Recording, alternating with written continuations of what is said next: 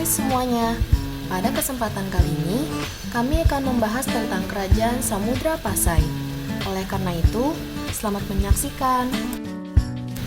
Pada tahun 1267, berdirilah kerajaan Islam pertama yang terletak di pesisir pantai utara Sumatera, kurang lebih di sekitar kota Leuk Siumawe dan Aceh Utara, Indonesia.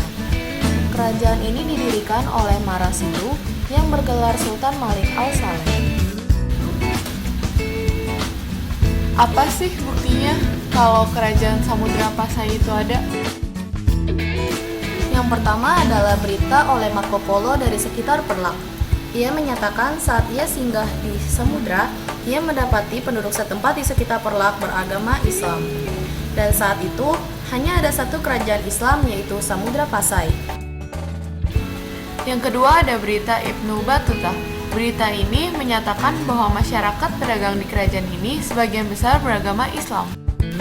Berikutnya, kita akan membahas tentang raja-raja yang pernah memimpin di kerajaan Samudra Pasai.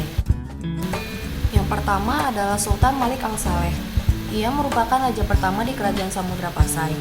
Dalam menjalankan pemerintahannya, ia berhasil menyatukan dua kota besar di kerajaan Samudra Pasai, yakni kota Samudra dan kota Pasai.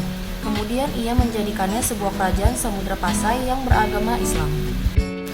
Setelah beliau mangkat pada tahun 1297, jabatan beliau diteruskan oleh putranya, yaitu Sultan Malik Al-Tahir, dan dilanjutkan lagi oleh cucunya yang bernama Malik Al-Mahmud dan Malik Al-Mansur. Pada masa pemerintahan Sultan Malik Al-Tahir ini, kerajaan Samudra Pasai berkembang menjadi pusat perdagangan internasional dengan lada sebagai salah satu komoditas ekspor utama. Pada masa pemerintahan Malik Al-Zahir ini juga, Kesultanan Pasai berhasil mengeluarkan koin emas sebagai alat transaksi pada masyarakatnya. Mata uang ini disebut dirham. Raja yang ketiga adalah Sultan Mahmud Malik Al-Zahir. Ia memerintah pada tahun 1326 sampai 1345. Pada masa pemerintahannya, dia pernah memindahkan ibu kota kerajaan ke Lok Siumawe dengan dibantu oleh kedua perdana menterinya. Ini adalah cucu terakhir dari Sultan Malik Al-Saleh, yaitu Sultan Ahmad Malik Al-Zahir. Ia memerintah pada tahun 1345 sampai dengan tahun 1383.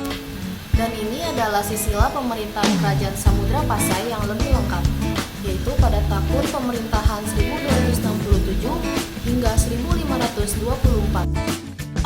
Kehidupan sosial masyarakat kerajaan Samudra Pasai diatur menurut aturan-aturan Islam. Dalam pelaksanaannya, banyak terdapat persamaan dengan kehidupan sosial masyarakat di negeri Mesir maupun di Arab. Karena persamaan itulah, sehingga daerah Aceh mendapat julukan daerah Serami Mekah.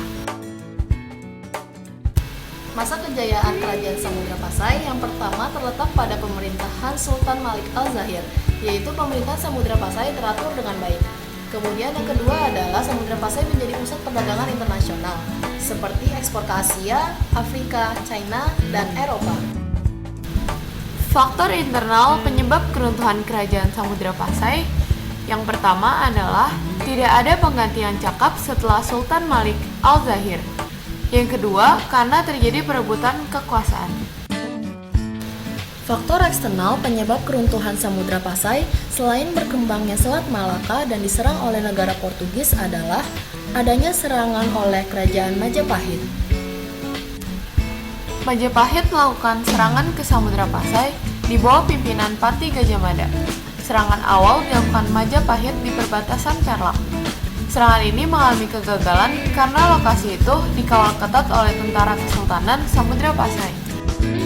Serangan kedua dilakukan melalui dua jurusan, yakni jurusan laut dan darat.